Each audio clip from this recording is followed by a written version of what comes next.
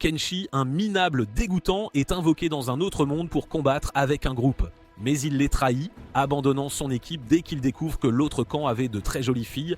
Kenshi intègre ensuite une école pour filles où l'on apprend à piloter des mecs, les Sekaju. Tandis qu'il profite de son temps entouré de jeunes femmes, il ignore les sombres machinations qui se trament dans l'ombre, y compris la planification d'une guerre mondiale. Tout le monde est réuni près du palais pour assister à la cérémonie de couronnement de l'Ashara. Pendant qu'elle est couronnée, un groupe louche l'observe de loin, faisant savoir à Kenshi qu'elle est sa cible. La nuit, Kenshi monte dans son Seikojin et atterrit sur l'île volante de l'Ashara. Sans perdre une seconde, Kaeya, l'assistante de l'Ashara, monte elle aussi dans son Seikojin et sort affronter Kenshi. Cependant, Kenshi ne semble pas du tout effrayé par l'adorable robot rose devant lui et passe en mode combat total. Pendant que Kaeya est occupé à combattre, un autre Seikojin arrive et pénètre sur l'île.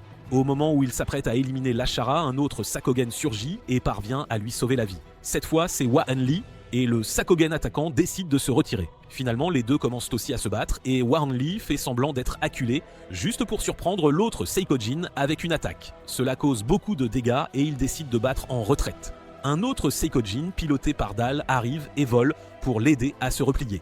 Il ordonne à Kenshi de finir la mission seul et de s'assurer d'assassiner l'Ashara. Maintenant que l'autre Seikojin est parti, Hwa-Hun-Lee prête main forte à Kaeya, ce qui fait 2 contre 1 pour Kenshi. Étonnamment, Kenshi retire ses limiteurs, ce qui pèse lourdement sur son corps, mais lui confère aussi des pouvoirs immenses. Au moment où il est sur le point d'éliminer Hwa-Hun-Lee, le retrait du limiteur commence à l'épuiser et il perd le contrôle de lui-même.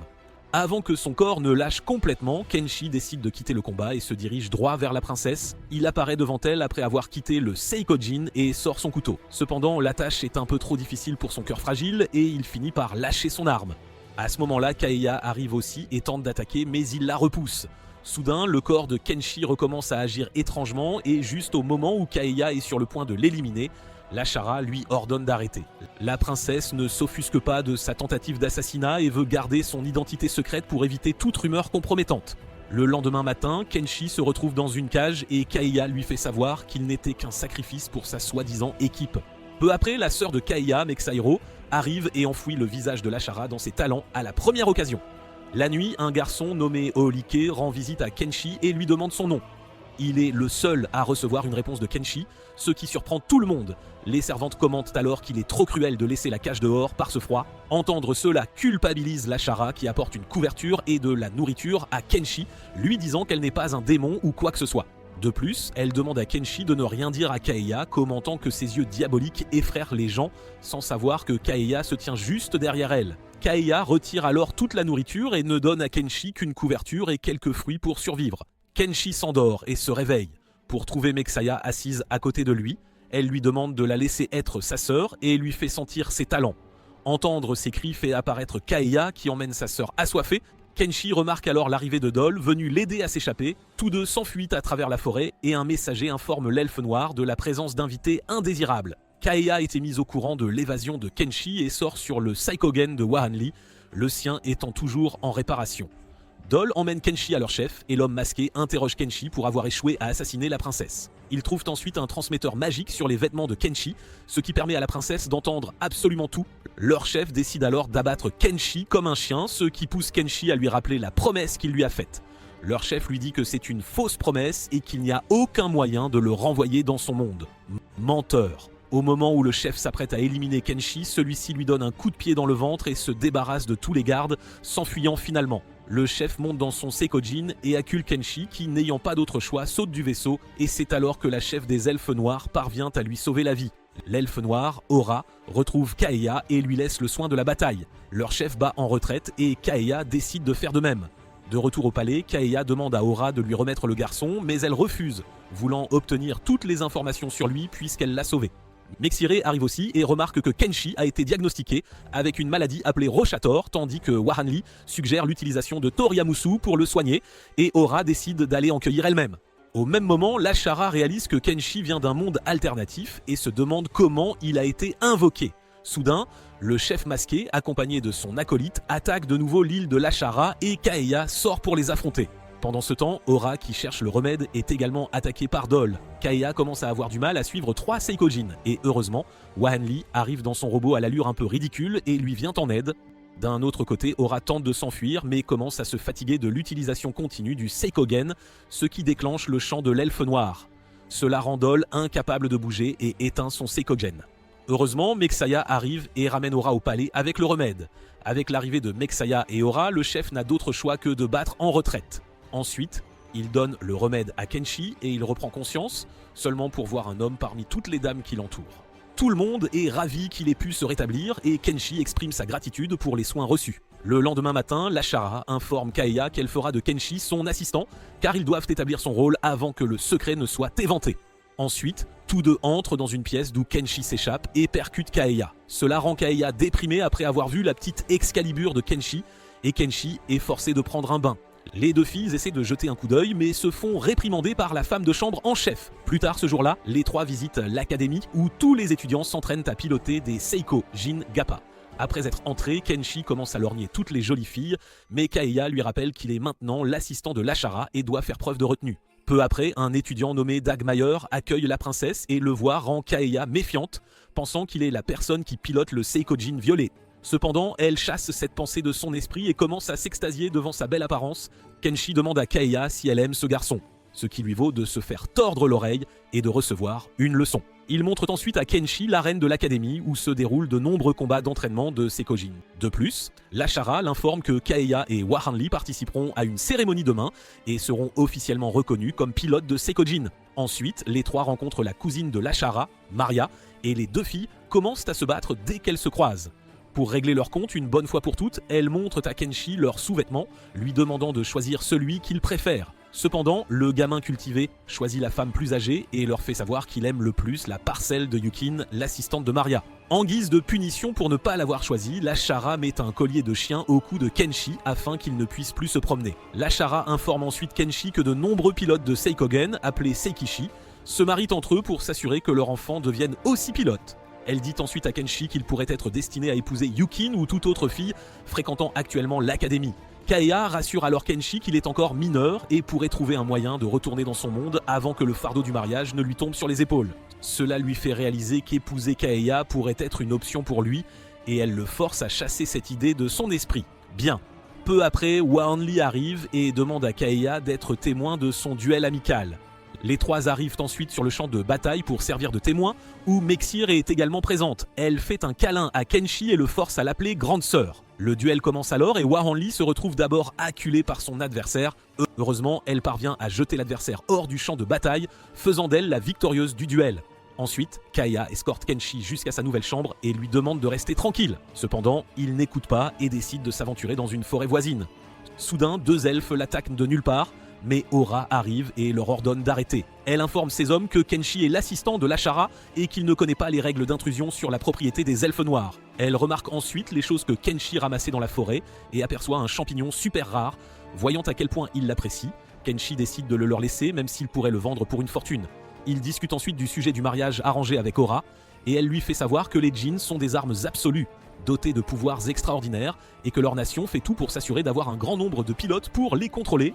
Sur le chemin du retour, Kenshi rencontre Olith et lui propose de lui préparer une potion de guérison après avoir réalisé qu'il est en mauvaise forme. La potion finit par aggraver son état et Kenshi se fait réprimander par l'assistant d'Olith pour être un bon à rien. Kenshi rencontre ensuite Yukin et lui raconte tout ce qui s'est passé. Elle le console et lui fait savoir que ses intentions sont pures et que c'est tout ce qui compte. Il interroge ensuite Yukin sur le mariage et elle lui dit que cela ne la dérange pas si cet acte aide à diminuer les combats. Simultanément, Koheya arrive et ramène Kenshi, le forçant à aider Hwahanli à déménager ses affaires. Plus tard ce jour-là, Kenshi rend visite à Olith et est ravi d'apprendre que sa potion de guérison l'a bien aidé à se rétablir. Kenshi promet de lui en faire d'autres et discute aussi de mariages arrangés avec lui. Cela fait penser à Olith que Kenshi a des vues sur une fille et il essaie de lui faire révéler son secret, ce qui fait fuir Kenshi. La nuit, Lashara est forcée de prendre un bain dans une baignoire à l'allure un peu ridicule et au même moment, Kenshi est contraint d'aider les filles dans leurs tâches. Les trois arrivent à la machine responsable de l'eau qui alimente les bains. Pendant que Hwahanli essaie de la réparer, Kaeya se dispute et jette Kenshi dans l'eau. Il ignore que l'eau est connectée à la baignoire principale et le conduit directement dans la pièce où Lashara prend son bain. Il s'évanouit à mi-chemin et la femme de chambre en chef entre dans la salle de bain juste pour voir la princesse tenir son assistant dans le bain. Zut! Kaeya et Kenshi sont tous deux réprimandés par la femme de chambre en chef ensuite. Le lendemain matin, Kaeya et Wahanli s'habillent et sont prêtes à assister à la cérémonie où elles seront reconnues comme Seikishi. Pendant la cérémonie, le supérieur fait porter à Kaeya un bandeau d'oreilles de chat et elle le porte fièrement. Kenshi trouve cela étrangement intéressant mais décide de l'ignorer pour le moment. Kenshi ramasse tout ce qu'il peut trouver de comestible dans la forêt et le rapporte pour le cuisiner et le manger lui-même. Pendant la pause thé, Lashara dit à Kenshi que le pays ne pourra pas payer ses dépenses car elle devrait divulguer son identité pour cela, ce qui est hors de question pour l'instant. Pour que Kenshi gagne ses propres repas, Lashara lui a demandé d'aider à la résidence et d'assister les travailleurs dans l'entretien du dortoir. Plus tard ce jour-là, Kenshi rend visite à la directrice de l'académie qui l'informe que sa charge de travail ne sera pas fixe et qu'il recevra des gains en fonction de la difficulté de la tâche qu'il accomplira.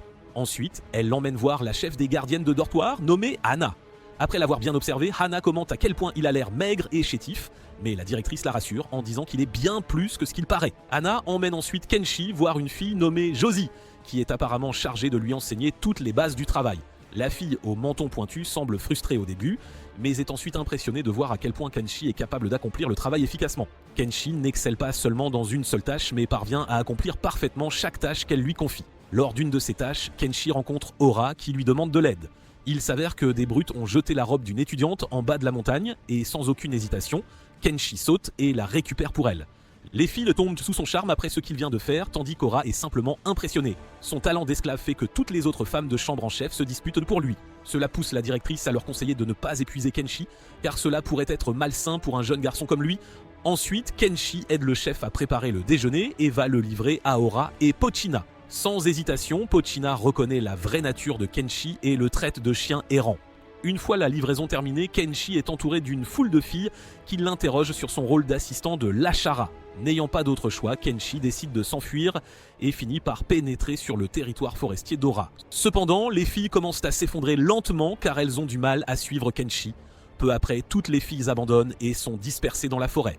Aura arrive pour vérifier la situation et est surprise d'apprendre que Kenshi fait partie de l'équipe de recherche qui cherche les filles éparpillées dans la forêt. Le lendemain matin, Mexaya rend visite à Kenshi, s'assied juste à côté de lui et lui fait savoir à quel point tout le monde le félicite pour son travail formidable. Plus tard ce jour-là, Hana demande à la directrice de changer le travail de Kenshi car grâce à lui, la plupart de leurs tâches indésirables sont déjà prises en charge. Pour lui en apprendre davantage sur son nouveau travail, Mexire est désigné comme sa professeure personnelle et est chargé de tout lui enseigner. Après le début de ses cours privés, Mexire fait savoir à Kenshi que les filles ont demandé son aide pour le bain et que ce sera son nouveau travail désormais. Après la première leçon, Mexire décide de tester ce qu'il a appris et ordonne à Kenshi de tester ses capacités sur Kaeya. Elle essaie de le repousser mais est forcée de céder, ce qui la traumatise à cause de tout ce que Kenshi lui a fait en privé. Cela dit, Kenshi commence à appliquer ses enseignements à toutes les filles qu'il connaît personnellement et leur laisse une expérience inoubliable. Finalement, il est temps pour Kenshi d'exercer officiellement son métier et il est emmené dans un bain public où il est chargé de laver le dos des dames. Chaque fille est ravie d'avoir Kenshi avec elle, ce qui se transforme finalement en une bagarre entre les filles. Après une dure journée à voir des dames prendre leur bain, Kenshi partage ses expériences avec Ulit, qui trouve que son travail est le rêve de tout garçon. Leur conversation est interrompue lorsque Mexire arrive et demande à Kenshi de l'emmener avec lui. Les filles pensent qu'il pourrait un mot s'enfuir, mais la réalité s'avère complètement différente. Apparemment, toutes les filles sont furieuses contre Mexaya pour avoir enseigné à Kenshi de tels tours lubriques et veulent se venger. Maria les interrompt et annonce que Kenshi a malmené Yukin et a même réussi à lui voler sa chasteté. Tout le monde est surpris d'entendre cela et prévoit de s'en prendre à Kenshi ainsi qu'à Mexire. Yukine essaie d'expliquer que c'est loin de la vérité, mais les filles l'ignorent et le suivent dans un psychogène contrôlé par Wahanli. Kenshi parvient à se cacher dans la forêt, mais Wahanli fait pleuvoir des missiles sur lui pour le forcer à révéler sa position. Lashara, qui observe tout ce qui se passe, reçoit l'ordre de la directrice de mettre fin à cette folie et de se rendre dans sa chambre avec les autres. Après que tout le monde soit arrivé dans son bureau, la directrice révèle qu'ils devront tous nettoyer tout ce qu'ils ont détruit, faisant de Kenshi leur chef pour que chacun travaille efficacement sans traîner. Cela dit, tous commencent à réparer les dégâts et une dispute éclate entre Lashara et Maria, se reprochant mutuellement d'être nuls dans ce qu'elles sont censées faire. Tous les punis aident à reconstruire ce qu'ils ont cassé tandis que Maria et Lashara se détendent et passent un bon moment. Finalement, tout le travail est terminé et tout le monde célèbre l'achèvement de leur tâche en prenant un bain ensemble. Comme prévu, Kenshi est également présent pour lorgner toutes les jolies dames. Au moment où il s'apprête à partir, Mexaya donne à toute l'idée de faire à Kenshi le même genre de massage qu'il leur a fait. La nuit, la femme de chambre en chef, Maya, informe Lashara des trous aléatoires qui apparaissent un peu partout dans le palais. Kaeya réalise qui pourrait en être responsable et toutes deux suivent Kenshi pour découvrir que c'est lui qui creuse ses trous. Après l'avoir confronté à ce sujet, Kenshi révèle qu'il collectionne des cristaux que l'on trouve partout sur le cygne. Kenshi les informe en outre que la raison pour laquelle il est attiré par eux est le vaisseau spatial cristallin de sa sœur. L'entendre parler d'un vaisseau spatial fait réaliser à l'Ashara qu'il pourrait venir d'un monde bien plus avancé que le leur. Kaeya remarque alors le pendentif que Kenshi porte et le casse accidentellement. Cela fait pleurer le minable car le pendentif est un cadeau de sa sœur. Le lendemain, Kaeya demande à Maya de l'aider à réparer le pendentif, mais après avoir vu qu'elle ne peut pas l'aider, Kaeya rend visite à de nombreux autres experts et découvre qu'aucun d'entre eux n'est capable de réparer quelque chose d'aussi compliqué. Finalement, elle demande l'aide d'Olith et de Yukin, mais elles ne peuvent pas non plus le réparer. Maria lui donne alors l'idée de tresser elle-même une cordelette en guise de remplacement. La nuit, Kenshi est à la chasse aux cristaux quand il tombe sur une personne d'apparence suspecte. Il décide de les suivre et tombe sur Mexaya qui vient de sortir du bain. La vue d'une jolie fille fraîchement mouillée distrait Kenshi et il finit par la suivre aveuglément, oubliant tout de la silhouette suspecte. Le lendemain, Kenshi informe la directrice de tout et elle décide d'examiner cette affaire. D'un autre côté, Olith réalise que l'attention que Kenshi reçoit grandit de jour en jour et il décide de l'emmener dans un endroit isolé où il lui sera plus facile de l'observer. Plus tard, l'Ashara est convoquée par la directrice qui la questionne sur le fait de ne pas payer à Kenshi le salaire qu'il mérite. De plus, la directrice découvre que Kenshi est un idiot illettré qui n'a pas encore terminé ses études. Finalement, elle décide d'inscrire Kenshi à leur école afin qu'il puisse terminer ses études en toute tranquillité.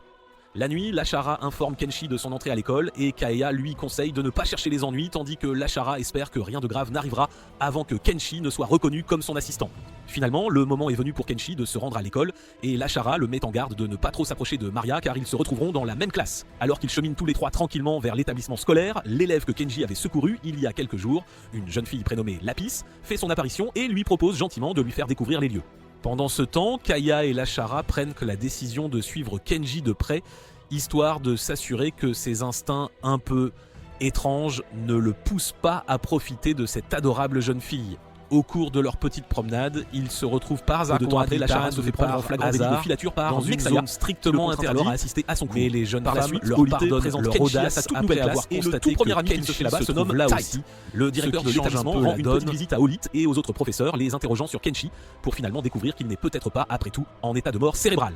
Enfin, le moment est venu pour le cours d'escrime et Kenshi se retrouve à affronter Mexir dans le cadre de son entraînement personnel. À la surprise générale, il parvient à esquiver absolument toutes ses attaques et elle prend alors la décision de lui dispenser des leçons privées car son niveau de compétence s'avère être bien plus avancé que celui de Mexir. Les 4 brutes elles-mêmes toutes à l'attaquer. Peu de temps après, les brutes ne parviennent même pas à lui porter un seul coup et lui proposent de jeter l'éponge après avoir agité leur privé sans le moindre succès. Pendant ce temps, Yukin leur véritable Kenshi pourrait bien être le pilote du Sakujian et donc la personne qui a attaqué l'Ashara en premier lieu. Maria demande alors à Yukin si, par hasard, elle ne commencerait pas à éprouver des sentiments pour Kenshi. Après l'avoir vu rougir, Maria prend la décision de le lui voler à sa cousine un peu maladroite. Pendant la pause, Kenshi se rend à la cafétéria et propose spontanément son aide au chef cuisinier. Une fois sa tâche accomplie, Kenshi retourne tranquillement à sa classe, mais il est instantanément convoqué par Maria, qui exprime le désir de déjeuner en sa compagnie. Voyant bien que les autres élèves pourraient devenir jaloux, elle finit par inviter l'ensemble des étudiants présents dans la classe, y compris, bien sûr, les brutes. Pendant le déjeuner, Maria demande à chacun de s'adresser à elle de manière tout à fait normale tant qu'ils sont à l'école. Une fois la pause déjeuner terminée, l'Ashara rend une petite visite à Kenshi et le confronte directement pour s'être rapproché de Maria, alors même qu'elle lui avait expressément dit de ne pas le faire. Le soir venu, Kaeya offre à Kenshi la ficelle en spirale qu'elle a confectionnée de ses propres mains et Kenshi semble particulièrement apprécier la couleur rouge qu'elle a choisie. Meilleur informe alors tout le monde que traditionnellement les ficelles rouges symbolisent le lien profond qui unit les êtres chers. Il lui fait savoir que désormais tout le monde aura la possibilité de le louer pour des services. Ce sera donc pour des petits boulots divers et variés et d'autres pourront ainsi bénéficier de l'assistance précieuse de Kenji. En apportant son aide à tous les nobles, Kenshi pourra gagner leur gratitude en répondant à leurs requêtes, ce qui lui assurera des avantages futurs. Le lendemain matin, Lithia interpelle cette bête sauvage et le confronte violemment pour toutes sortes d'actes impensables qu'il aurait commis avec elle la dernière fois. Pour le moment, elle l'oblige à rejoindre le conseil des élèves et demande à Kenshi de venir la voir après les cours. Par la suite, tous les étudiants profitent pleinement du cours de natation, tandis qu'Olith et Kenshi, eux, apprécient particulièrement d'observer les jeunes filles, toutes trempées dans leur maillot de bain. Peu de temps après, les jeunes filles encerclent Kenshi et l'interrogent avec insistance sur sa conversation avec Lithia.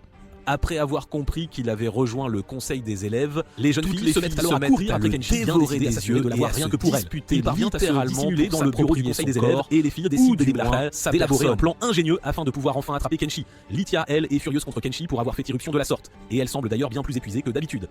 Elle fait alors savoir à Kenshi que sa mission principale consistera à fuir les jeunes filles. Les étudiants masculins bénéficient de privilèges tout à fait spéciaux et le maximum que les filles peuvent lui faire, c'est de le poursuivre ou d'essayer de le charmer. Selon ses dires, cette situation pourrait même aider les filles dirigeantes de l'école qui ne cessent de se quereller entre elles. D'un autre côté, une réunion secrète est organisée et toutes les filles dirigeantes réfléchissent sérieusement à la possibilité de travailler ensemble en groupe afin de pouvoir enfin attraper Kenshi. Toutes les jeunes filles se mettent maintenant à poursuivre Kenji en groupe et désormais de gigantesques grands temps de mettre leur entraînement à l'épreuve de pouvoir l'attraper. Finalement, et juste au moment où elle s'apprête à intervenir, Kenshi parvient à s'échapper de cette situation délicate une fois de plus. Alors que plus tard dans la journée, l'état de Lithia s'est malheureusement aggravé et Kenshi lui prépare alors sa médecine spéciale à base de plantes pour lui assurer un prompt rétablissement. Les jeunes filles continuent de le poursuivre sans relâche tout au long de la journée et il déjoue avec une facilité déconcertante tous les pièges qu'elles ont pu lui tendre. Une semaine s'est déjà écoulée, mais les filles n'ont toujours pas réussi à attraper Kenshi. Pendant ce temps, Maria se trouve dans sa chambre de dortoir lorsqu'un message de sa mère arrive, celle-ci souhaitant discuter des prochaines vacances d'été. Le lendemain matin, Lithia se réveille dans la salle du conseil des élèves et constate avec soulagement que sa fièvre a enfin baissé. Aura lui fait alors savoir que c'était entièrement grâce à la médecine à base de plantes que Kenshi avait préparée et elle est bien sûr ravie de l'apprendre. Les professeurs discutent de la façon dont les jeunes filles ont causé un certain remue-ménage et le directeur commente qu'ils devraient les laisser faire un petit moment car cela semble en fait améliorer leur relation et leur esprit d'équipe. Kenshi entre alors accidentellement dans la salle du conseil des élèves une fois de plus et cette fois-ci, Lithia ne le passe pas au grill étonnamment. Elle semble en effet reconnaissante pour le médicament et lui fait savoir que le fait de maintenir les filles dirigeantes occupées lui permet de travailler paisiblement et en toute tranquillité. Plus tard dans la journée, les jeunes filles sortent de véritables robots pour tenter d'attraper Kenshi. Pendant la course-poursuite, Kenshi remarque les fils qui sont connectés au dos du robot et élabore alors un plan pour les neutraliser. Il finit par courir à travers la forêt, obligeant ainsi le robot à le suivre. Cela a pour conséquence que leur fils s'en mêle dans les arbres, ce qui restreint considérablement les mouvements du robot. Cependant, il est loin de se douter que les robots sont également capables de se déplacer pendant une durée limitée, même sans leur fils. Heureusement, Yukin lui vient en aide cette fois-ci et emmène Kenshi directement dans la chambre de dortoir de Maria. Tout en lui servant du thé, elle se remémore les ordres précis de Maria et comment celle-ci avait demandé à Yukin d'aller aussi loin que possible avec Kenshi. N'ayant absolument aucun autre choix, Yukin retire lentement ses vêtements, révélant ainsi ses bonnets A. Cependant, cela s'avère être une tâche bien trop ardue pour Yukin et elle s'évanouit alors, submergée par l'embarras. Kenshi la rattrape juste avant qu'elle ne tombe au sol et Lashara, accompagnée des autres, entre dans la pièce au même instant. Maria saisit cette opportunité inattendue et annonce solennellement que Kenshi devra désormais épouser Yukin, puisqu'il lui a en quelque sorte volé sa chasteté. Le lendemain, Aura informe tout le monde de la fameuse bataille avec force que Shurifan. Au cours de cette compétition culinaire, tous les participants devront récolter des ingrédients dans la forêt et préparer un plat appelé Nam. En proposant qui présentera la meilleure saveur sera désigné vainqueur du concours et obtiendra alors le droit de posséder Kenshi. Olith décide de se joindre à la compétition en tant que juge et il s'assurera personnellement que tous les ingrédients récoltés sont bien propres à la consommation. Ceci étant dit, la compétition débute officiellement et tout le monde se met à la tâche pour rassembler les ingrédients nécessaires. Lashara est la première à récolter des éléments, mais il s'avère que tout ce qu'elle a ramassé est malheureusement toxique. Pendant ce temps, Wahanli prend un raccourci et utilise son robot pour dérober les ingrédients de Kenshi. Cependant, ce dernier ne se laisse pas faire et s'enfuit de Wahanli. Il la pousse à tomber dans un piège astucieux et parvient ainsi à se débarrasser du robot. Kenshi rencontre alors Mexaya qui remarque la contusion sur le front de Kenshi et lui dépose un baiser, espérant ainsi une récupération plus rapide. Finalement, cependant, Maria prend sa revanche en se moquant à son tour de Lashara lorsque ses propres ingrédients sont jetés, jugés totalement inutiles. C'est maintenant l'heure de la bataille culinaire et tous les nabs qui ont été préparés ont, sans exception, le pire goût imaginable. Afin de pouvoir désigner un vainqueur incontestable, Kenshi et Aura se retrouvent à s'affronter dans une bataille culinaire et Kenshi parvient en fin de compte à remporter la victoire. Maintenant que cette bataille culinaire est terminée, c'est enfin le moment tant attendu des vacances d'été sur les ingrédients. Passer l'intégralité de cette période à se prélasser tranquillement dans sa chambre de dortoir, car l'extérieur est jugé trop dangereux. Au même instant, Yuki fait son apparition, lui apportant un message important. Il s'avère que Flora, la mère de Maria, a invité Lashara à venir visiter son pays en compagnie de Maria et de leurs autres amis. Lashara informe Maria qu'elle a pris soin d'inviter Dagmayer afin de piquer l'intérêt de Kaeya et qu'elle a même menacé de divulguer les photos embarrassantes de Lashara si jamais elle refusait de les accompagner. Après leur arrivée à l'endroit désigné, Kenshi remarque Ceres et Azuki en pleine conversation privée avec un parfait inconnu. Ils discutent de la manière d'éviter d'être détectés à la porte, un sujet que Kenshi ne saisit pas entièrement, il faut bien l'avouer. Kenshi parvient à se dissimuler d'eux, mais Ceres le repère et l'attrape peu de temps après. Ceres lui explique alors qu'ils sont tous les deux de simples roturiers. De plus, tout le monde pense que Azuki est éperdument amoureuse de Ceres, uniquement pour l'utiliser et épouser ce pauvre homme dans son propre intérêt. Cependant, cela est bien loin de la vérité, mais malgré tout, il leur est formellement interdit de se trouver dans la même zone. Après avoir tout raconté à Kenshi, Ceres lui demande de bien vouloir fermer son horrible bouche, et il accepte sans discuter. D'un autre côté, des bandits sont en train de traquer les navires et sont particulièrement surpris de voir deux Shikishi masculins, parmi lesquels se trouvent Dagmeier et Kenshi. En chemin, Maria et Lashara remarquent d'énormes attractions affichant le visage de Flora, et réalisent alors que Flora doit absolument être à l'origine de cet acte pour le moins embarrassant. Par la suite, Flora accueille chaleureusement tout le monde et s'enquiert de Kenshi, ce à quoi Lashara répond qu'il est en train d'aider Wahanli. De manière assez surprenante, Wahanli a amené avec elle un Seikojin à l'allure plutôt loufoque, et tout en l'aidant, elle mentionne que Ceres s'est livrée à des activités illégales. Cependant, elle prend la décision de garder cette information pour elle seule. Au même moment, Flora arrive elle aussi et entend absolument tout. Cependant, elle décide de laisser couler, commentant que les amis de Kenshi ne seront pas traités durement, quoi qu'il arrive. Après être arrivé au palais, Kenshi se rend dans la forêt et y collecte tout ce qu'il trouve intéressant, tandis que Flora, de son côté, teste le Sakogen que Wahanli a apporté. Le soir venu, Lashara informe Kenshi de la cérémonie de bienvenue qui est sur le point de se dérouler. Flora entame la cérémonie en accueillant chaleureusement tout le monde et en les informant du jeu auquel ils vont participer. Apparemment, chacun devra se lancer des oreillers, puis attraper l'écharpe de son adversaire et tirer pour remporter la partie. Le vainqueur aura le privilège d'épouser la personne de son choix et recevra également de très précieuses récompenses, dont un baiser de leur propre Flora en personne. Finalement, le jeu débute et Kaio met Dagmeier hors jeu d'un seul et unique coup d'oreiller. Au lieu de se frapper l'une l'autre, Lashara et Maria s'allient pour tenter de frapper Flora, mais elles finissent par cheat of Himitsu par toucher Yukin à la place. Kenshi, lui, commence par dérober l'écharpe de Wahanli, et il parvient ensuite à voler également celle d'Ora et de Lithia. Un par un, Kenshi dérobe l'écharpe de chaque participant et est ainsi désigné vainqueur incontesté de la bataille, recevant en récompense un baiser passionné et savoureux de la reine elle-même. Pendant le dîner, Lashara a soudain une excellente idée pour se venger de Flora. Elle a l'intention de manipuler Kenshi pour qu'il offre à Flora le même massage qu'il a prodigué à toutes les autres jeunes filles. Flora tente bien de maîtriser Kenshi, mais elle finit par devenir elle-même une victime en fin de compte. Pendant ce temps, Azuki découvre que l'étranger avec qui ils avaient dit conclure un accord n'est autre que le chef des bandits. Le lendemain matin, Lashara en compagnie de Maria semblait épuisée, car elle ne parvenait pas à oublier la scène de Flora se déchaînant avec Kenshi. Le lendemain matin, Azuki tente de s'enfuir, mais les bandits la suivent de près cherchant à la battre. Heureusement, Kenshi arrive au moment absolument parfait et parvient à la sauver de justesse. Azuki informe alors Kenshi du plan machiavélique des bandits et lui demande d'évacuer ses amis sans tarder. Peu de temps après, de nombreux bandits, chevauchant des motos volantes, pénètrent dans l'enceinte du palais accompagnés d'un imposant Saikajin. Soudain, l'un des bandits fait irruption dans le palais et ordonne à Kaeya de déposer immédiatement son arme. De manière tout à fait inattendue, Kenshi arrive et atterrit directement sur le bandit, le mettant KO sur le champ. Tout le monde remarque alors qu'Ora et Flora sont toujours introuvables et Kenshi décide de partir à leur rescousse. Il se rend d'abord chez Ora et elle semble alors bien plus vulnérable qu'à son habitude. Soudain, deux bandits font irruption dans sa maison et Kenshi s'occupe rapidement de l'un d'eux tandis qu'Ora parvient de son côté à assommer l'autre. D'un autre côté, Wahanli tente de combattre le Sakogen qui se trouve sur la moto volante, et Ora la rejoint afin de lui prêter main forte. Kenshi se dirige ensuite vers Flora et tombe sur des bandits en chemin. Il décide alors de sauter dans le Sakogen que Wahanli avait apporté et se débarrasse aisément de tous les bandits. Au même moment, l'un des bandits arrive pour capturer Dagmeier, et ce dernier lui demande de le laisser rencontrer leur chef. Kenji arrive également chez Flora et réalise qu'elle est toujours excessivement excitée par leur petite session nocturne. Elle commence à s'accrocher à Kenji alors qu'il chevauche le Saikogen, ce qui rend le contrôle de l'appareil bien plus difficile pour lui. Kenji sort ensuite pour affronter le Sakojin ennemi, mais un signal émis par les bandits fait battre en retraite le Sakojin ainsi que tous les autres. Ils réalisent alors tous que Dagmeier a été capturé par les ennemis et élaborent un plan pour le récupérer. Pendant ce temps, Dagmeier est en pleine conversation avec la chef des bandits, Corridine. Elle lui fait savoir qu'ils ont l'intention de forcer Dagmeier à épouser l'un de leurs membres. Dagmeier tente alors de provoquer la vieille mégère en proposant que cette personne devienne la chef à sa place. Ceci étant dit, Dagmeier s'adonne ensuite à une séance d'entraînement intense avec Corradine, profitant pleinement de chaque instant. Simultanément, Kenshi, accompagné des autres, arrive sur les lieux et ils parviennent à dérober le camion où tous les otages sont retenus prisonniers. Plus tard dans la journée, Lashara ainsi que tout le monde découvrent la situation délicate de Ceres et Azuki et ils décident tous d'un commun accord de garder le silence. Apparemment, Dagmeier parvient à infiltrer les rangs des bandits, et ce, à bord du cygne. Kenshi se promène tranquillement dans l'académie lorsqu'une des bandites, Ran, entame une conversation avec lui et lui propose un emploi très bien rémunéré, mais il décline l'offre et s'éloigne. D'un autre côté, Dagmeier entraîne les bandits par le biais de duels amicaux et informe Olid que ces derniers peuvent désormais être utilisés au combat.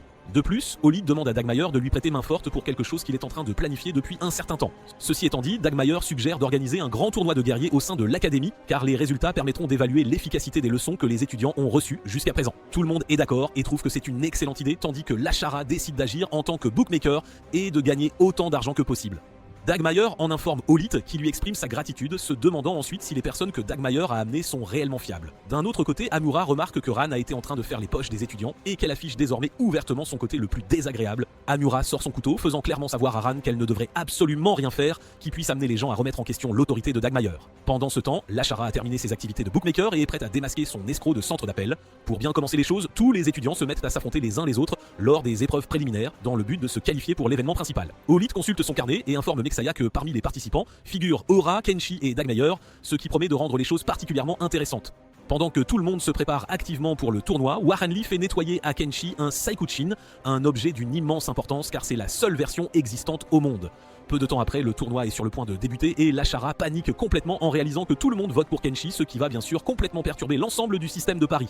Imura rencontre alors Kenshi, qui est en train d'aider aux préparatifs et elle lui exprime sa gratitude pour avoir sauvé Dagmayer des bandits. Elle s'éloigne ensuite, commentant qu'elle ne souhaite absolument pas faire de lui un ennemi. Par la suite, Mexire arrive et met une laisse à Kenshi, annonçant qu'il sera son chiot personnel jusqu'à ce que le tournoi ne commence. Elle l'emmène ensuite à l'intérieur d'une auberge et rampe lentement vers lui, ayant bien l'intention d'être la personne qui lui prendra sa virginité. Le lendemain matin, Lithia annonce enfin le début officiel du tournoi et tout le monde participe alors à différentes activités.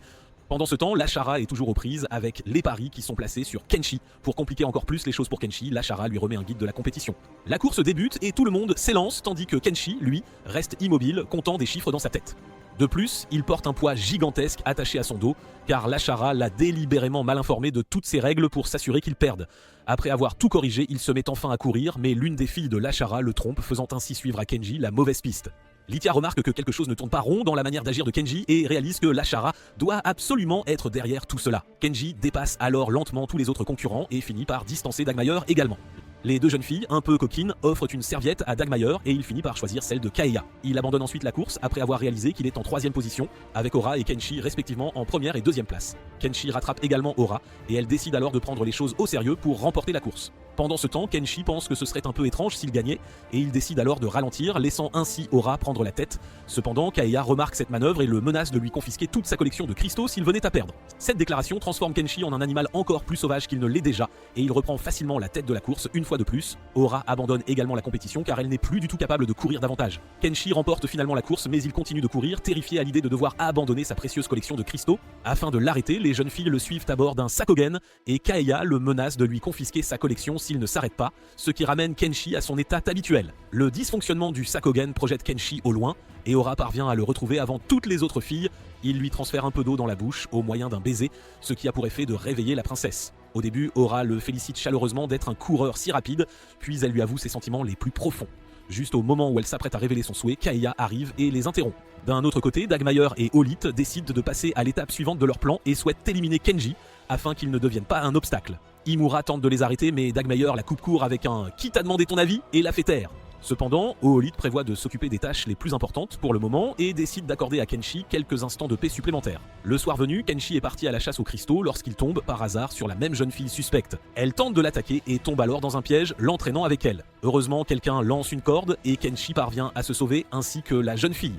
Il conseille à la jeune fille de ne pas gâcher sa vie et elle s'en va. Kenshi remercie alors la personne masquée qui a lancé la corde et celle-ci avertit Kenshi de la tempête imminente qui s'annonce à l'académie. Le lendemain matin, tout le monde se détend comme à son habitude lorsqu'ils remarquent tous une immense structure flottant lentement en direction de l'académie. Tandis que les étudiants observent toujours la structure flottante, une explosion retentit derrière eux et plusieurs Seikojin apparaissent alors de nulle part. Les brutes de la classe de Kenshi se dirigent vers cette structure flottante afin de prêter assistance à Dagmayer. Maria, la directrice et Lashara réalisent que l'intrus ne peut être que Babylone en personne. Lashara ordonne à Swan de décoller et demande à Kenshi de distraire les ennemis pour que les élèves puissent évacuer en toute sérénité. Ensuite, Lashara fait savoir à Kaeya que l'agresseur est très probablement Dagmayer, lui laissant le choix de prendre un camp. Kenshi rend visite à Mohanli et lui emprunte un de ses Sakogen pour contenir les assaillants. D'autre part, Ran et les autres bandits ont encerclé Aura, mais Kenshi arrive au moment parfait et les repousse tous, sauvant ainsi Aura. Au même moment, l'autre elfe noir tente de combattre Dagmayer, mais elle ne parvient pas à le vaincre. Babylone remarque l'obstacle et ordonne de déployer tous les Saikachin. C'est alors que Flora contacte le Babylone à tête carrée et confirme ses intentions. Ensuite, elle déploie son train qui fait pleuvoir une infinité de missiles sur la structure volante, rendant Babylone encore plus furieux. La directrice exprime sa gratitude à Flora pour son aide, à quoi celle-ci répond que ce n'est qu'une petite diversion pour aider les élèves et le personnel à évacuer. N'ayant pas d'autre choix, Lithia court vers le Sakogen et prévoit de combattre les ennemis, mais Lapis lui demande de ne pas le faire car c'est vraiment dangereux. Juste à ce moment, le Sakogen ennemi arrive et commence à les attaquer tous les deux. Heureusement, Kenshi apparaît également et les protège des assauts. Il demande ensuite à Aura de prendre le contrôle du Sakogen, puis il se met à s'enfuir. Xier et Kaeya, de leur côté, remarquent aussi le garçon à la coupe Yi courir comme un fou. Dagmayer réalise qu'il se dirige vers son Seikojin et tente de l'éliminer, mais Wahanli arrive et parvient à distraire Dagmayer, donnant ainsi à Kenshi l'opportunité d'atteindre son Seikojin. Kenshi touche ensuite le Seikogen blanc et une lumière éclatante commence à illuminer. Tout le monde est surpris de voir que Kenshi est le pilote du Seikogen blanc. En un clin d'œil, Kenshi élimine un des Seikogen ennemis et prend quelques secondes de plus pour éliminer les autres également. Il se dirige ensuite vers Dagmayer, mais les renforts ennemis le forcent à entrer dans une zone pleine de piliers. Dagmayer et les autres entrent aussi dans l'arène, pensant que Kenshi ne pourra pas se déplacer librement. Cependant, cela n'affecte pas Kenshi du tout, car il parvient toujours à les vaincre un par un. Poridine essaie aussi de combattre Kenshi, mais elle s'avère être aussi inutile que les autres Seikojin. Quelques-unes des filles annoncent que Kenshi est celui qui pilote le Seikojin blanc, ce qui remonte considérablement le moral des élèves. D'autre part, Maria et Yukin rendent visite à Flora, qui semble frustrée après avoir appris que Kenshi est également un Shikishi. Kenshi parvient à vaincre Dagmayer facilement, mais Ran arrive sur une moto volante et l'emmène loin de là. De nulle part, Mexaya commence à être contrôlée mentalement et entre dans le Jin noir, un modèle tout à fait unique. Soudainement, sa forme commence à changer et Mexaya se transforme en Doll. Elle entre ensuite dans le Seikojin noir et commence à combattre Kenshi. Elle essaie de blesser les élèves et Kenshi utilise toute sa force pour l'arrêter, mais Doll prend le dessus. Peu après, Doll réalise qu'elle a du mal à attaquer Kenshi et se demande si c'est la conscience de Mexaya en elle qui en est la cause. Doll commande qu'elle se souvient de tout ce que Mexaya a fait avec lui et demande à Kenshi de rejoindre leur camp. Il refuse et demande à Doll de le rejoindre à la place, à quoi Doll répond qu'elle est quelqu'un dont l'unique but dans la vie est de se battre. Au même moment, Flora sort son canon géant et est prête à attaquer le Sakogen noir. Au dernier moment, Maria informe Kenshi de l'arrivée imminente du missile et lui demande de l'esquiver. L'onde de choc du missile fait s'envoler Kenshi qui parvient à atterrir sur le signe Ya déjà en pleine retraite. Il regarde Doll et Lashara lui fait savoir qu'ils devront la combattre après avoir rassemblé les ressources nécessaires. Malheureusement, le Sakogen ennemi commence à suivre le signe, mais cette fois, Flora intervient de manière décisive et utilise un glissement de terrain pour détruire le Sakogen. Soudainement, Kenshi se met à pleurer en se souvenant qu'il a laissé toute sa collection de cristaux chez lui, ce qui surprend Kaeya, car elle avait déjà interdit la collecte de cristaux. D'autre part, Dagmayer semble déprimé et un de ses camarades lui demande de se réjouir, car leur plan a été un succès. Parmi tous les élèves qui ont trouvé refuge sur le signe, Emera parvient également à se faufiler. À l'intérieur du signe, toutes les filles commencent à louer Kenshi pour être un Takeshi si fort, et lui demandent de les épouser. Pendant ce temps, Kaeya s'enfonce dans la forêt et rencontre Imura qui a un message pour elle. Lashara informe également Wahanli et la directrice à propos de Kenshi, leur faisant savoir qu'il est originaire d'un autre monde. Le signe arrive ensuite au prochain lieu sûr et tout le monde se demande combien de temps ils pourront retarder la prochaine attaque ennemie. Wahanli informe Kenshi des munitions compressées et est surprise qu'il n'ait jamais utilisé d'arme avec un Seikojin auparavant. Elle l'emmène ensuite dehors et enseigne à Kenshi l'art des munitions compressées. Plus tard cette nuit-là, Kaeya visite la tente de Kenshi avec une épée et se souvient comment Amura lui a montré un message de Dagmayer qui a demandé à Kaeya d'assassiner Kenshi et a prétexté qu'il pourrait contrôler les autres Seikishi. Kaeya sort ensuite son épée mais s'arrête avant de l'attaquer car elle ne peut se résoudre à mettre fin à la vie de quelqu'un qui n'a encore rien accompli. Après être sortie de la tente, Kaeya remarque Lashara qui l'attend et qui respecte sa décision de ne pas mettre fin à la vie de Kenshi. Le lendemain matin, Kaeya et Amura sont en route pour rencontrer Dagmayer, même si elle n'a pas éliminé Kenji. Lashara décide de la suivre dans le signe et décolle même après avoir reçu de multiples avertissements. Kaeya atteint finalement le QG ennemi et demande à Dagmayer d'arrêter les attaques car il pourrait y trouver sa perte de cette façon. Il refuse de le faire et trouve un appareil de communication sur Kaeya, sur lequel Lashara appelle Dagmayer, confirmant ses intentions. Le signe arrive bientôt près de leur quartier général et Dagmayer semble calme car selon lui, Lashara est tombé directement dans leur piège. Étonnamment, il a créé un vide d'énergie Ina, ce qui a rendu le signe incapable de voler. Cela dit, les Seikojin ennemis se dirigent pour détruire le signe, mais ils sont vaincus l'un après l'autre. Wahanli est celle qui les affronte seule, mais les choses commencent à se compliquer lorsque d'autres Seikojin arrivent. Au même moment, Kenshi arrive et abat les gardes. Kaeya se libère également du garde et s'enfuit avec Kenshi. Il entre ensuite dans son Seikojin et sort son arme, détruisant lentement tous les vides d'Ina construits au sol. Cela ramène le signe à sa fonctionnalité normale et il manque de peu l'attaque du Seikojin noir qui perce un trou dans la montagne. Le cygne utilise ce trou pour battre en retraite et le Seikojin retourne aussi. Dagmayer interroge Doll pour les avoir laissés partir et elle répond que son état d'épuisement l'a gêné. Kaya demande pardon à Lashara et elle lui pardonne, avertissant Kaya que ce devrait être sa dernière erreur. Lashara décide ensuite de faire du travail de Kenshi une condition et demande l'aide d'autres pays. Ils décident ensuite de se rendre à Shurifan qui est gouverné par le père d'Ora. D'autre part, la directrice informe le chef de l'église à propos de Kenshi et de son origine d'un autre monde. Tout le monde se porte garant de lui, ce qui rassure le chef de l'église qu'il est une personne digne de confiance. Le lendemain, le signe arrive au pays d'Ora et l'elfe noir demande à Lashara de rester dans leur pays en tant qu'invité d'honneur. Lashara veut demander l'aide du père d'Ora et rend visite à Ora. Elle lui demande de donner une recommandation au roi afin qu'il puisse obtenir son soutien.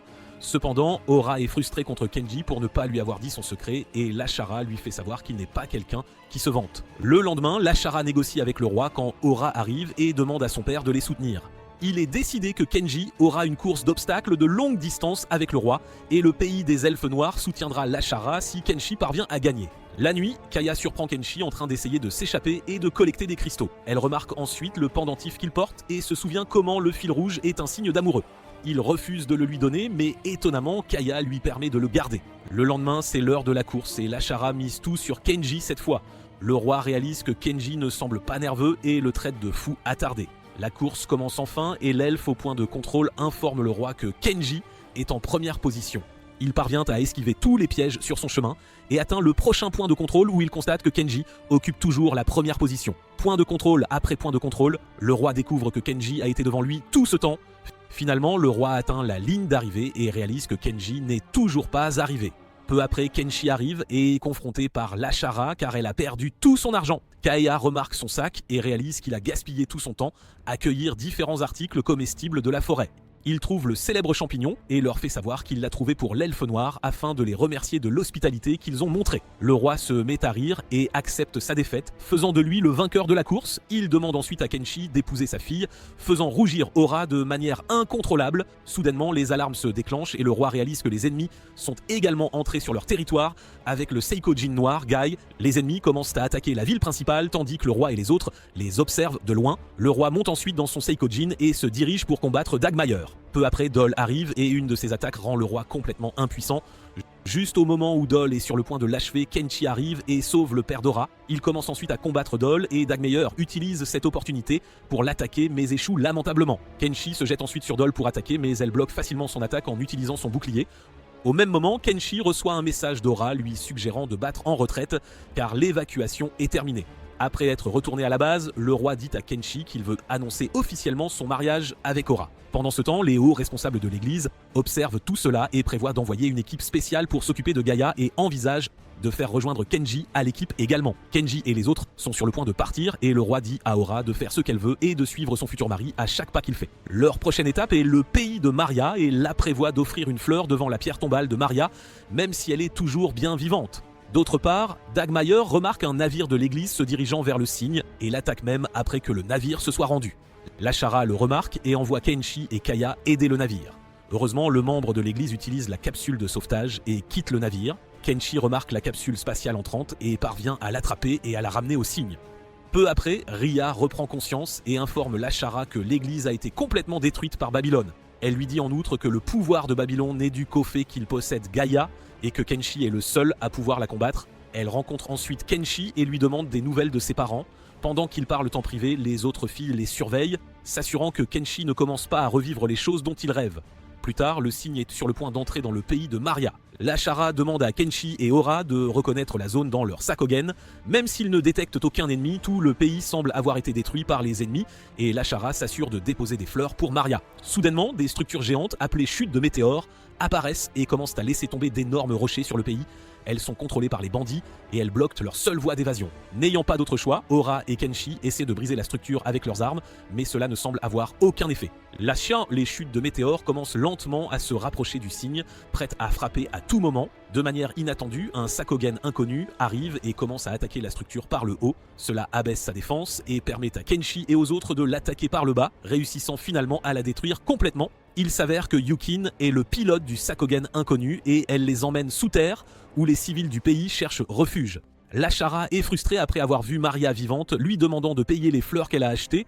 Flora arrive en courant et fait un câlin à Kenshi, commentant qu'il était un Sekishi depuis le début. L'Ashara demande à Flora de discuter des questions importantes, mais elle laisse cela à Maria, lui faisant savoir qu'il est important pour elle d'apprendre ces choses aussi.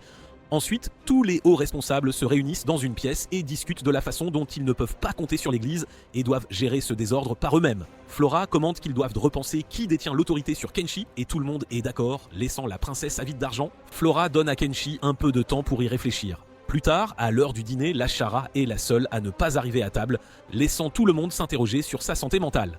Après le dîner, il lui apporte le dîner dans sa chambre, mais l'Ashara ne s'ouvre pas. Ensuite, Kenshi commence par demander à tout le monde, en commençant par Aura, mais elle veut que Kenshi prenne sa propre décision. Il va ensuite voir Waranli, Maria, Flora, et elles disent de toutes la même chose, demandant à Kenshi de faire ce qu'il veut. Plus tard, il saute par la fenêtre et se dirige vers la chambre de l'Ashara. Après l'avoir surprise, en train de regarder la lune, Kenshi lui pose la même question, mais l'Ashara refuse de répondre. Elle commente ensuite qu'elle est toujours une solitaire laide qui a appris à être une reine en théorie et n'a aucune expérience de la vie réelle.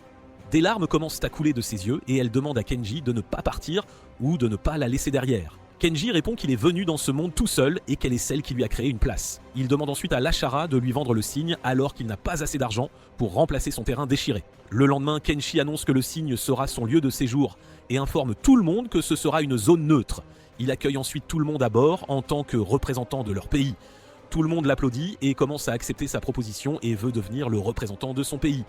Maintenant que l'église a également donné sa permission, Kaya tient la première réunion et propose que l'extraction de cristaux soit interdite et soignée. Cela rend Kenji fou de rage et les deux commencent à se disputer. Malheureusement, tous les autres représentants sont d'accord avec Kaya, faisant de cette proposition une réalité. Kenji se met à pleurer quand Kaya lui crie dessus, ne réalisant pas qu'il est devenu le roi du cygne. Flora discute des tactiques qu'il devrait adopter pour combattre les ennemis et veut que le père d'Aura les soutienne dans la bataille. Aura assure que sa nation fera de son mieux pour combattre à leur côté dans cette lutte contre Babylone. Ria ajoute également que l'église les soutiendra aussi, permettant à Flora d'utiliser toutes les armes qu'elle veut. Elle mentionne ensuite comment Kenji a séché la réunion, mais elle ne sait pas qu'il travaille comme éboueur du quartier, collectant tous les déchets et les transformant en petites balles pour une utilisation future. Soudainement, Flora remarque un Sakogen inconnu suivi par le Sakogen de Babylone. Après avoir bien regardé, Flora découvre que le Sakogen poursuivi est Cérès. Kenshi court pour aider son vieil ami et les ennemis s'enfuient après avoir vu le Sakogen blanc approcher. Soudainement, des fils sortent du Sakogen de Cérès et les attachent tous les deux. Cérès fait ensuite savoir à Kenshi que le conseiller du pays a rejoint Babylone et l'a kidnappé avec Azuki même lorsqu'il menait une vie paisible. Raya remarque ensuite un réacteur de barrière de Sakoshin sur le dos du Sakogen de Cérès et informe tout le monde que c'est quelque chose conçu pour provoquer une explosion massive. Soudainement, le réacteur commence à se déclencher et Aura essaie d'aller aider à Kenshi. Après avoir essayé de bouger, Kenshi réalise qu'il est incapable de se libérer et Cérès se met à pleurer et à s'excuser à plusieurs reprises car ils ont kidnappé Azuki et il n'a pas d'autre choix. Cela rend Kenshi furieux et il demande à Aura de retourner au cygne. Le Saikujin de Kenshi commence à devenir noir et gagne assez de puissance pour se libérer et contenir l'explosion qui se produit. De nulle part, Dagmayer entend un bruit fort et sort pour réaliser que Kenshi est arrivé à leur cachette. Il commence à vaincre tous les Saikujin un par un et la personne qui a tout planifié va combattre Kenshi seul. Dagmayer le rejoint également et prévoit d'abattre Kenshi. D'autre part, Kaio et Aura infiltrent la cachette et parviennent à sauver Azuki de Ran. Kenshi commence par attaquer le gars qui combat aux côtés de Dagmayer et après l'avoir déchiré, il jette le Seikojin en bas de la falaise. Kenshi se dirige ensuite vers Dagmayer, mais Amuro arrive au moment parfait et s'enfuit après l'avoir sauvé. Ensuite, Kenshi ne peut pas gérer l'immense quantité de puissance qu'il a utilisée et n'est pas capable de continuer. Plus tard ce jour-là, Kenshi pardonne à Cérès car ce n'était pas vraiment sa faute et lui offre de rester au cygne pour le moment. L'Ashara plaisante sur le fait de tirer profit de Cérès, ce qui fait que tout le monde la regarde avec des regards suspicieux. Leur vie quotidienne sur le cygne continue jusqu'à ce qu'ils arrivent enfin à l'atelier de campagne. Le père de Kaya les accueille et suggère de se reposer un peu car Ria commence à se sentir étourdie. Pendant ce temps, Dagmayer est terrifié après son combat et s'est enfermé dans sa chambre. Le père de Kaeya commence à informer les filles sur la civilisation Senshi, qui était autrefois un État uni. Apparemment, les États-Unis ont développé le Seikojin et il n'était pas utilisé comme arme, mais était exposé lors de conventions et d'expositions universelles. Lentement, ils sont devenus une partie des jeux et des compétitions. Au fil du temps, différents types de Seikojin ont été créés grâce à l'avancement de la technologie, mais leur meilleur Seikojin ne pouvait même pas se comparer au Seikojin moyen d'aujourd'hui. Peu importe à quel point les pilotes étaient habiles, le Seikojin n'était aussi puissant qu'un Seikojin de seconde zone aujourd'hui. C'est la raison pour laquelle des gens d'autres mondes ont été appelés dans celui-ci et les elfes noirs en faisaient partie. Lentement, la technologie du Sakojin a commencé à s'améliorer et est arrivée au point où la manipulation des pilotes est devenue impliquée. Des types Titan à des types très résistants se sont mariés entre eux et après cela, des personnes créées de toutes pièces ont commencé à apparaître. De plus, afin de s'assurer qu'il y avait suffisamment de pilotes, un cristal de Kar a été développé. Les compétences et l'expérience du pilote étaient de stocker dans les cristaux et les capacités du pilote pouvaient être entièrement restaurées après avoir ajouté le cristal dans un autre corps spécialisé. En raison du fonctionnement des cristaux, les Saikujin ont commencé à mal comprendre leurs ordres et sont devenus incontrôlables. Ils ont conduit la civilisation Senshi à sa destruction. Les survivants ont pu s'échapper grâce au pouvoir d'Ahu et ont fui hors de la mer d'Ina. Le seul Sakogan restant pour témoigner de leur existence était Gaïa elle-même. De plus, Mexaya était l'une des 3 poupées fabriquées par l'homme créées pour détruire Gaïa. Elle a été élevée comme un humain de la petite enfance à l'enfance. Selon le père de Kaya, Mexir, avec l'aide de l'autre poupée, a réussi à vaincre Guy mais a fini par perdre la 3e poupée. Ensuite, Mexir a été scellé et des années plus tard, Shutraju, qui avait autrefois la Terre Sainte dans son domaine, a excavé le Sakogen. Leurs expériences sont devenues incontrôlables, permettant à l'église d'apprendre le Sakogen et de prendre le contrôle de la Terre Sainte. De plus, il y a 22 ans, une capsule a été trouvée et Mexia y a été scellée. Le père de Kaya fut l'un de ceux qui la découvrirent et décidèrent de l'élever comme leur propre fille. La seule raison pour laquelle Mexia obéit à Babylone pourrait être une mesure de sécurité pour éviter toute perte de contrôle car tous les anciens documents excavés ne sont pas en possession de l'église. Soudain, leur conversation est interrompue quand Dal fait irruption. Bien décidé à cibler le signe, le père de Kaya les informe qu'il existe un moyen de vaincre Kaya, mais Ria parvient à le voler et s'enfuit. Pendant ce temps, Hanley découvre que la plupart des Seikojin ennemis utilisent des répliques du bouclier de Gaïa, rendant leurs attaques inefficaces. En sortant, Kenshi croise Ria et Kaya lui demande de la capturer. Soudain, Riaya se transforme en Izai et s'enfuit. Dal interrompt leur poursuite et capture le père de Kaya tandis que Kenshi s'enfuit avec Kaya. Kenshi apparaît juste à temps, entre dans son Seikojin et commence à attaquer tous les Seikojin ennemis. De manière inattendue, le Seikojin ennemi s'envole et tente de détruire le signe par un glissement de terrain, mais Kenshi s'interpose et le compresse en petites balles. Étonnamment, celles-ci sont assez puissantes pour pénétrer la réplique du bouclier de Gaïa, surprenant tous ceux qui le regardent combattre. Tout le monde est en réunion quand Yukin et Maria arrivent, les informant qu'il n'est pas possible d'utiliser les balles compressées de Kenshi comme source d'énergie. Cela donne à Warren Lee l'idée de créer quelque chose à partir des pouvoirs de compression de Kenshi, capable de vaincre Gaïa. Vu que ces balles compressées étaient assez puissantes pour briser la réplique du bouclier, Aura suggère de compresser le signe, ce que Kenji semble désapprouver. Warren Lee pense aussi que le signe est un peu petit et qu'il pourrait avoir besoin de quelque chose de 100 fois plus grand. D'autre part, l'église donne à Lithia et au directeur la permission d'utiliser leurs installations. De plus, Lithia reçoit un appel de l'ancienne présidente du conseil des élèves. Elle confronte Lithia pour la tenir à l'écart et promet de les aider de toutes les manières possibles. Ensuite, Yukin emmène tout le monde dans un lieu de sa ville natale, vénéré comme un gardien profond. Elle demande au chef du village de l'utiliser, mais il refuse car c'est un objet sacré pour eux. De plus, il leur dit que personne ne peut franchir la barrière de cette structure rocheuse avant de réaliser que Kenshi l'a déjà traversée. Kaya essaie de le suivre, mais la barrière l'empêche d'entrer. L'ancien du village est choqué après avoir vu un tel miracle et n'a d'autre choix que de leur permettre de l'utiliser. Cela dit, Kanchi commence à le compresser avec ses pouvoirs et Olite, qui observe de loin, fait savoir à Ran qu'il prévoit très probablement d'en faire une épée.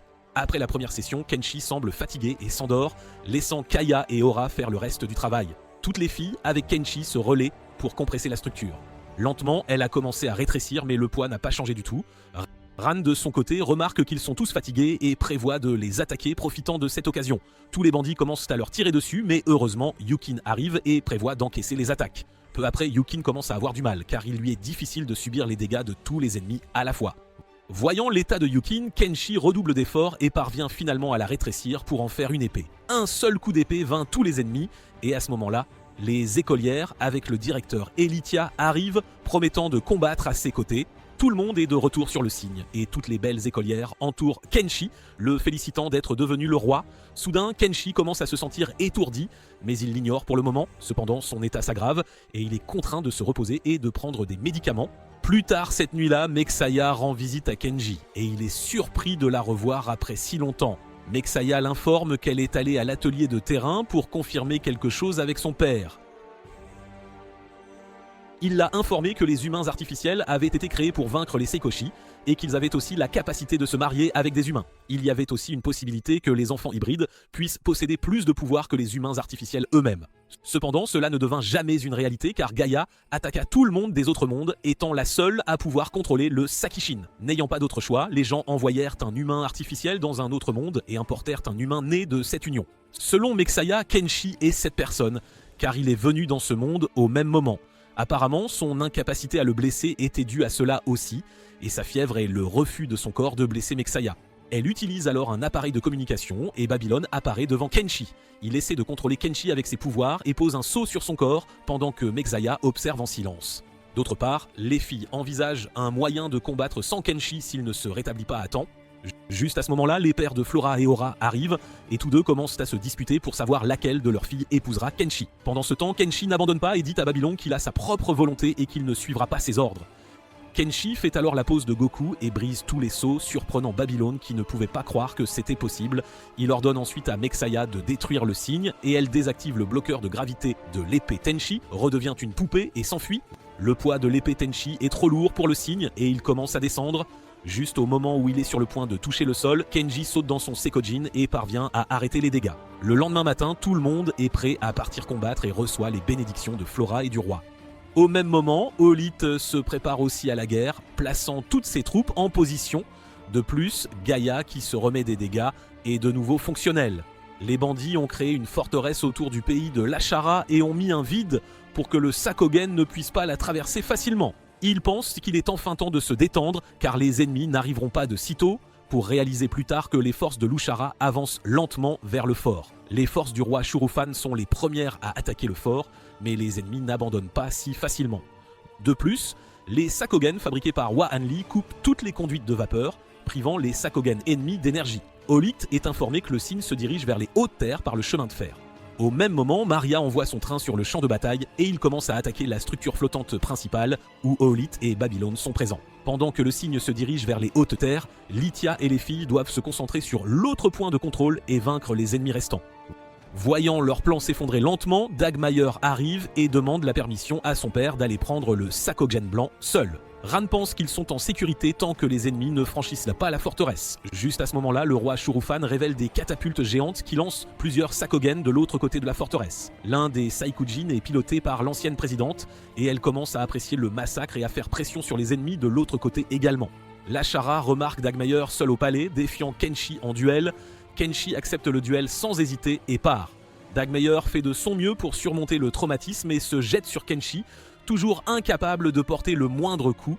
Kenshi domine Dagmayer cette fois aussi et coupe son Sakogen en deux, le jetant en bas de la falaise. Il s'avère que c'était un piège depuis le début et Gaïa commence à s'activer au même moment.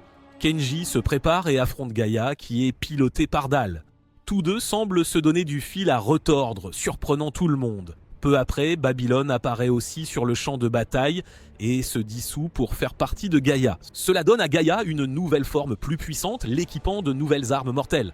Maria ordonne à ses troupes d'attaquer Gaïa et d'aider Kenji, mais ces attaques sont inutiles car Gaïa détruit tout avec un seul rayon d'énergie. Sa propre structure géante tombe sur le train où se trouve Maria, mais heureusement, Yukin parvient à s'échapper avec Maria. Gaïa commence à les attaquer, mais Kenshi perturbe sa visée en attaquant Gaïa. D'autre part, les filles de l'académie combattent les bandits et commencent lentement à les dominer. Leur travail d'équipe est crucial et les filles parviennent enfin à prendre le contrôle du point de contrôle après avoir gagné la bataille. Le roi Sherafan informe également l'Ashara qu'ils ont pris le contrôle du fort. Après avoir terminé leur tâche, tout le monde se rassemble au signe et parle de la façon dont Kenji a combattu Gaïa tout seul. Kaya, avec les autres, décide d'aller aider Kenshi. Pendant ce temps, la bataille entre Kenshi et Gaïa fait toujours rage, et ses attaques n'affectent Gaïa en rien. Kenshi continue de taillader Gaïa avec son épée, mais les dégâts se réparent instantanément. Tout le monde regarde Kenshi se faire malmener par Gaïa. En regardant le combat, Hua Hanli remarque le réacteur de barrière de Seikashin qui traîne et les filles décident de le charger en énergie pour que Kenshi l'utilise. Kenshi essaie de les arrêter, les avertissant du danger que cela représente. Cependant, les filles lui demandent d'arrêter de jacasser et de faire confiance à leur capacité. Le réacteur se charge lentement et juste quand il atteint 90%, Gaïa le remarque et essaie de les attaquer. Heureusement, Kaeya retient Gaïa et l'éloigne. Kenshi profite de cette occasion pour compresser le réacteur et attaque Gaïa après avoir demandé à Kaeya de quitter son Saikogen. Une énorme explosion se produit et endommage considérablement Gaïa, mais elle se rétablit facilement et répare tous les dégâts subis par le corps principal. Kenshi n'abandonne toujours pas et entend les pensées de Doll et Mexaya lui demandant de les sauver. Kenshi attaque Gaïa avec son épée une fois de plus, et cette fois, des rayons d'énergie commencent à sortir de l'épée, la rendant encore plus létale. Les rayons d'énergie sont assez puissants pour trancher des montagnes et il suit Gaïa, essayant de la découper. Malheureusement, le sabre laser n'est toujours pas suffisant pour trancher Gaïa. Cette fois, Kenshi décide d'utiliser tout ce qu'il a en une seule attaque et transforme l'épée en une forme différente. Cela lui permet de trancher net la tête de Gaïa, y mettant fin. Il essaie ensuite de réveiller Dal et elle sourit, réalisant que Kenshi l'a sauvée. Dal se transforme alors en Mexaya et essaie de l'embrasser, mais elle est interrompue par Kite. Soudain, Babylone émerge du liquide noir et Olith décide d'en finir avec lui cette fois. Il tire sur Babylone avec un pistolet spécialisé et met fin à sa vie pour de bon. Olith commence alors à se sentir étourdie et se transforme en Raya. Elle les informe que Babylone a implanté un cristal central dans son corps quand elle était plus jeune. Cela a permis à son corps de se transformer en Olith ou Nezai, selon la volonté la plus forte à ce moment-là. Peu après, toutes les filles, y compris le directeur et Lithia, arrivent sur le continent, félicitant Kenshi pour la victoire. Maintenant que les autres choses sont réglées, Wanley propose une discussion sur la propriété de Kenshi. Aura commente qu'il a déjà juré de devenir son fiancé, et Maria ajoute qu'il devrait appartenir à Yukin. Flora propose plutôt que Kenshi l'épouse, et étonnamment, Lithia demande aussi la permission pour les droits de mariage. Voyant que la décision n'avance pas, l'ancienne présidente propose la règle du premier arrivé, premier servi, et toutes les filles se mettent à courir après Kenji, tandis qu'il fait de son mieux pour s'échapper. D'autre part, Dagmeier ramasse le cristal qui était à l'intérieur de Babylone. Eran essaie de le lui voler, mais elle ignore qu'Amura se tient derrière elle, prête à mettre fin à sa vie pour de bon. C'était tout pour notre Playboy Kenshi, laquelle des filles du groupe épousera finalement Kenshi. Commentez Sekujin Sitsu et dites-nous si vous avez aimé regarder l'émission. Abonnez-vous à la chaîne pour plus de critiques de failles scénaristiques